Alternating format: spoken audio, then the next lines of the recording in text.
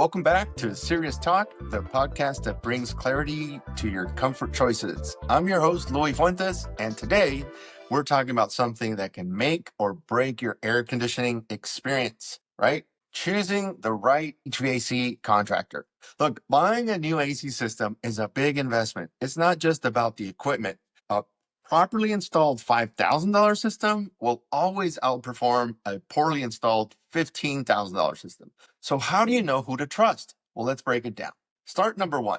Start with licensing and insurance. First things first, always check the contractor is licensed, bonded, and insured in your state or region.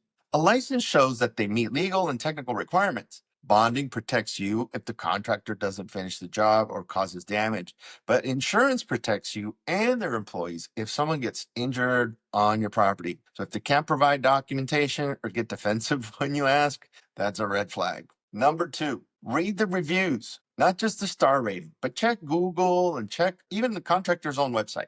But go deeper than the star rating. Do people mention timeliness, communication? Do they clean up after themselves? Are they praised for explaining things clearly and not being a little too pushy? What do the bad reviews say? And how does the company respond? A company that responds respectfully and takes accountability is usually worth taking a second look. Ask the right questions. When you call or meet a contractor, don't just ask for price. Ask, can you provide different brands? If they say no or brush it off, run. What's included in your installation? Thermostat, new pad, disconnect. What brands or models do you recommend and why? Do you offer labor warranties or maintenance plans? How long have you worked in homes like mine? You're interviewing them, and the good ones won't mind it at all. Number four, watch for red flags. Even if someone sounds good, there are some things that should make you pause. Okay. So they give you a quote with only one option or one brand. Be careful with that. They try to sell you the biggest system without asking about your square footage or insulation or measuring your home.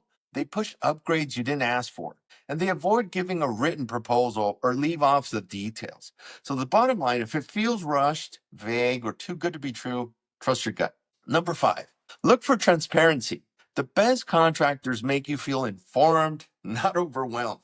They walk you through the estimate line by line. They answer your questions. They explain the process from equipment drop off to final startup, and they don't ghost you once the system is in. They're available for follow up and service. Ask yourself, do I feel like I'm working with someone who wants to help me or someone who just wants to close a deal? Here's a bonus tip. Ask about manufacturer training or certifications like brand certified technicians. Look for membership in industry associations like the premier one, which is ACCA, which is Air Conditioning Contractors of America, and see if they offer rebate guarantees or help you with the process and the paperwork. Final thoughts. Your air conditioner is only as good as a person who installs it. A great contractor will size your system correctly, use high quality materials, follow quality installation guidelines by ACCA, and vacuum the system properly before starting it up, and back the work with a strong warranty.